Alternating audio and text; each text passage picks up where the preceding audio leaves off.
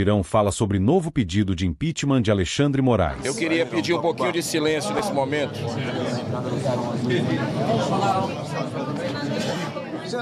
Podemos começar? Podemos começar? Ok? Silêncio! Paz e bem a todos vocês, sejam muito bem-vindos aqui, muito obrigado pela presença aqui da imprensa brasileira, pela presença de parlamentares aqui, tanto da Câmara como do Senado. A grande crise que a gente vive no momento não é uma crise econômica, não é uma crise política, é uma crise moral. A mãe de todas as crises nós estamos vivendo na nossa nação. Então, a partir dessa premissa, nós tivemos aí um hiato de cerca de 1 ano e meio sem pedidos de impeachment aqui na Casa Revisora da República. Mas durante esse período, nós acompanhamos e catalogamos uma série de abusos, de vilipêndios à Constituição do Brasil. E, curiosamente, acredito até que pela oração de muitos brasileiros que estão se sentindo injustiçados, com medo de se posicionar, inclusive nas redes sociais, nós tivemos um momento ontem de uma coincidência extrema. Me reuni pela manhã com senadores e deputados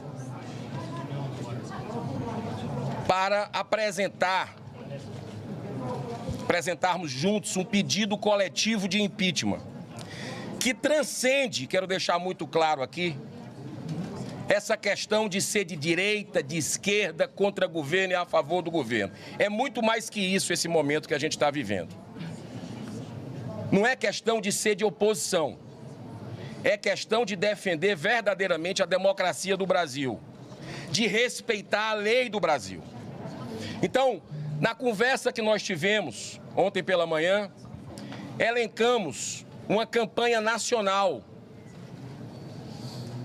a partir de deputados e senadores capitaneando, já que nós tivemos há 2 anos atrás, em 2021, na verdade, um pedido de um jornalista, Caio Coppola, capitaneado por ele, que rendeu aí cerca de 5 milhões de apoiamentos de brasileiros no pedido do impeachment de Moraes. Esse pedido, eu e outros colegas senadores, entregamos pessoalmente aqui do lado, nas mãos do presidente Rodrigo Pacheco, tudo registrado. E ontem nós percebemos que era o momento de iniciar um novo pedido de impeachment, tendo em vista que até um brasileiro, e está a família dele aqui hoje, morreu sob a tutela do Estado a partir de um pedido de liberdade da PGR, o Clériston Pereira da Cunha, que tinha comorbidades, pediu diversas vezes a sua defesa e o ministro Alexandre de Moraes ignorou e ele morreu sob a tutela do Estado na Papuda. Aqui eu vou rapidamente passar alguns pontos para vocês, porque não tínhamos ideia, não estava no radar de nenhum de nós, a matéria escandalosa da Folha de São Paulo, que foi liberada por volta das 18 horas de ontem. Eu subi à tribuna do Senado por volta de 14h30, relatando esse pedido de impeachment que a gente estava, com base nesses pontos, iniciando uma campanha nacional. Nós vamos manter o rito combinado ontem pela manhã com os deputados e senadores, no aspecto de iniciar essa campanha hoje com os brasileiros e no dia 7 de setembro nós vamos recolher os apoiamentos de parlamentares, de juristas, de brasileiros em geral, população, e vamos fechar no dia 7 de setembro a coleta de assinaturas, o apoiamento dos brasileiros, para no dia 9 de setembro, se Deus quiser, nós apresentarmos aqui na presidência do Senado esse pedido, que pode ser talvez o maior pedido de impeachment que a gente já teve na história do Brasil. Nós estamos vivendo os 200 anos do Senado Federal, o bicentenário dele. E eu quero colocar aqui em linhas gerais do pedido que nós estamos iniciando essa campanha de impeachment do ministro Alexandre de Moraes. Item 1, violações de direitos constitucionais e humanos. 2, violação ao devido processo legal e ao sistema acusatório do país. Abusos de poder. 3. 4, prevaricação na situação que desencadeou a morte de Clériston Pereira da Cunha, chamado carinhosamente por Clezão, por seus amigos, seus familiares. Desrespeito ao Código de Processo Penal com a utilização da prisão preventiva como meio de constrangimento para a obtenção de delações premiadas. Desconsiderar pareceres do PGR, no sentido da concessão da liberdade de aprisionados do dia 8 e 9 de janeiro. Violação das prerrogativas dos advogados. Não concessão de prisão domiciliar ou liberdade provisória para pessoas com problema de saúde grave. Dilatação das prisões preventivas sem apresentação de denúncia pelo Ministério Público Federal. Violação de direitos políticos de parlamentares no exercício de suas funções. Temos o caso mais recente. Muitos tivemos casos aqui nesses últimos anos, mas o caso mais recente é do nosso colega Marcos Duval, que, além de um bloqueio de 50 milhões de reais, teve as suas redes sociais derrubadas ontem pelo ministro. E a gente sabe que calúnia, difamação e infâmia, e eu não concordo particularmente, acredito que nenhum de nós concordamos com ofensas a pessoas, nós respeitamos as pessoas, mas tem calúnia, difamação, injúria, para que se busque a justiça quem está se sentindo vilipendiado, né? Então, não é numa canetada que se resolve isso. Utilização indevida, item 11, de recursos tecnológicos do TSE para embasar investigação do STF com a produção de relatórios paralelos. Aí já entra. Ontem, nossas assessorias estão trabalhando, desde ontem, buscando, porque parece que é a ponta do iceberg que foi revelado pelo jornal Folha de São Paulo. Teremos, parece que, dito pelos próprios jornalistas, outras matérias, e esperamos que, de alguma forma, possa substanciar até o protocolo do pedido de impeachment no dia 9 de setembro. O Twitter Files Brasil, que foi revelado recentemente e que repercutiu no exterior, inclusive o que está acontecendo no Brasil, porque, no nosso entendimento, nós não vivemos uma democracia em nossa nação, infelizmente. Vivemos uma ditadura da toga. E segundo Rui Barbosa, que é o patrono do plenário do Senado Federal, ele dizia que a pior ditadura é a ditadura do judiciário, porque contra ela não tem a quem recorrer.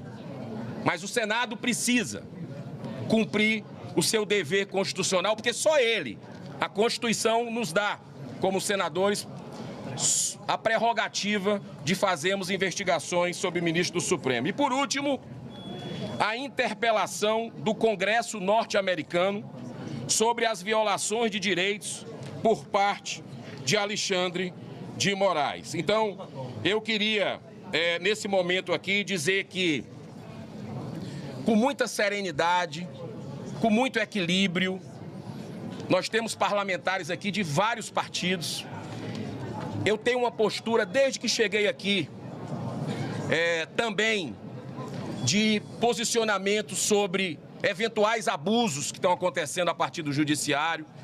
Tenho independência.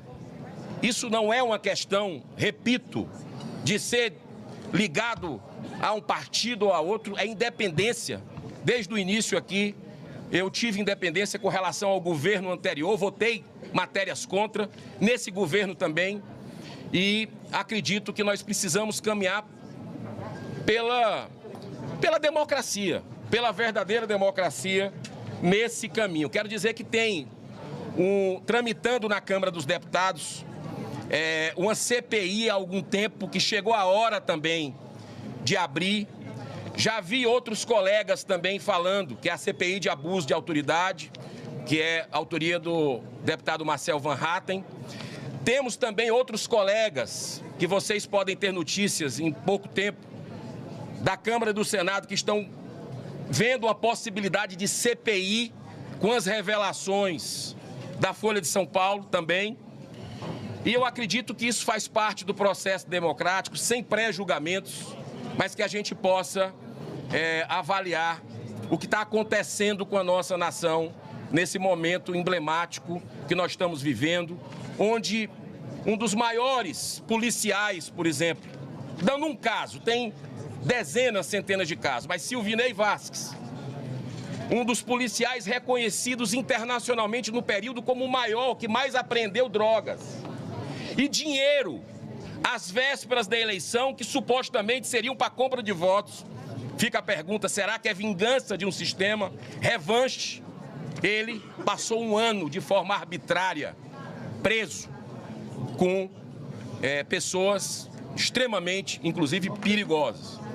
Então, que a gente possa, nesse momento, ter serenidade e iniciar esse projeto. Eu peço a quem está nos assistindo, os brasileiros, que ajudem os parlamentares a coletar, que vocês ajudem nessa coleta, parabenizando os seus deputados, mas ao mesmo tempo, principalmente divulgando essa iniciativa que vai precisar do apoio maciço de uma população brasileira que só quer ter tranquilidade, só quer ter seus direitos respeitados e não ter medo, como nós temos hoje, cerca de 60% da população, segundo a última pesquisa, com medo de se manifestar nas redes sociais por retaliação dos poderosos de plantão. Isso não é o Brasil.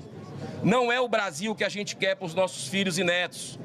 O Brasil é um país alegre, as pessoas.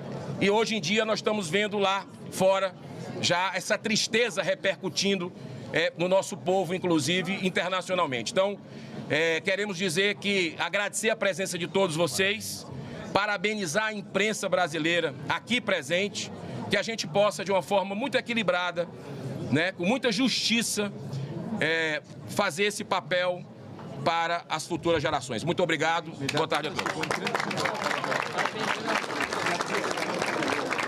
Gostaria muito rapidamente, que não se trata de partido, não se trata de luta partidária ou de revanche. Essas denúncias vieram de lá de dentro, do próprio coração do Supremo e do TSE. Então é uma questão do povo, não se trata nem das duas casas, mas uma questão que veio de lá e que está sendo repercutido pela imprensa. E nós estamos acompanhando a imprensa e vamos continuar acompanhando para que a gente possa se juntar e tomar as decisões que nós precisamos tomar com base em uma denúncia de um escândalo que não veio de nenhum partido, de nenhuma cor partidária, mas que veio lá do coração do próprio Tribunal, do TSE e do STF. Muito bem.